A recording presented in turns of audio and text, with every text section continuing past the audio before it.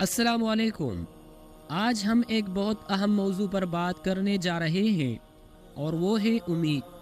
زندگی میں مشکلات اور پریشانیاں آتی رہتی ہیں، لیکن اللہ کی ذات ہمیں سکھاتی ہے کہ ہر حال میں امید قائم رکھے۔ تو آئیے جانتے ہیں کہ اسلام میں امید کی کیا اہمیت ہے اور کیسے ہم اپنی زندگی میں اس خوبصورتی کو برقرار رکھ سکتے ہیں۔ امید انسان کی زندگی میں بہت اہمیت رکھتی ہے۔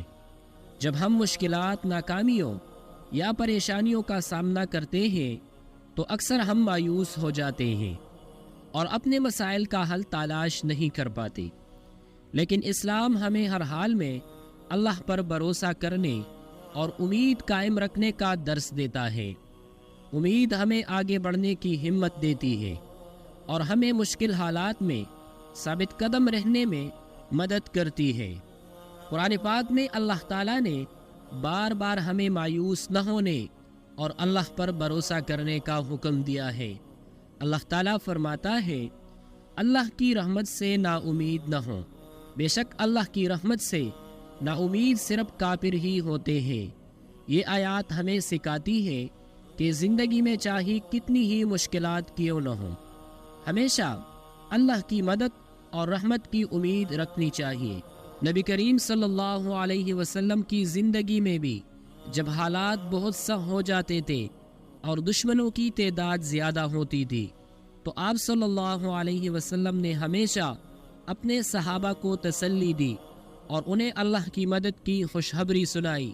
آپ صلی اللہ علیہ وسلم نے فرمایا، حیرت ہے مومن کے حال پر، اس کے لیے ہر حال میں خیر ہی خیر ہے۔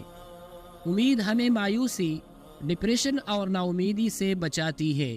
جب ہمارے دل میں امید ہوتی ہے تو ہم مشکل حالات کا سامنا بھی خوشی اور اطمینان کے ساتھ کر سکتے ہیں۔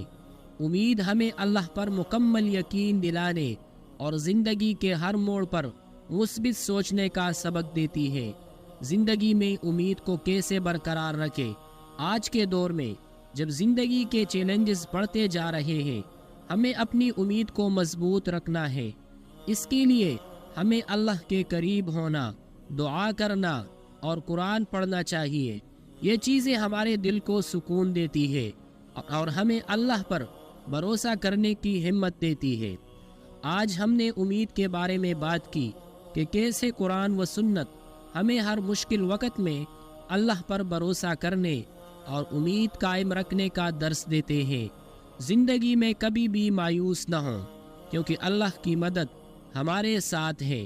اگر آپ کو یہ ویڈیو پسند آئی ہو تو لائک کریں، شیئر کریں اور سبسکرائب کریں تاکہ یہ پیغام زیادہ سے زیادہ لوگوں تک پہنچ سکے اور اللہ ہمیں امید اور بھروسے کی دولت عطا فرمائے۔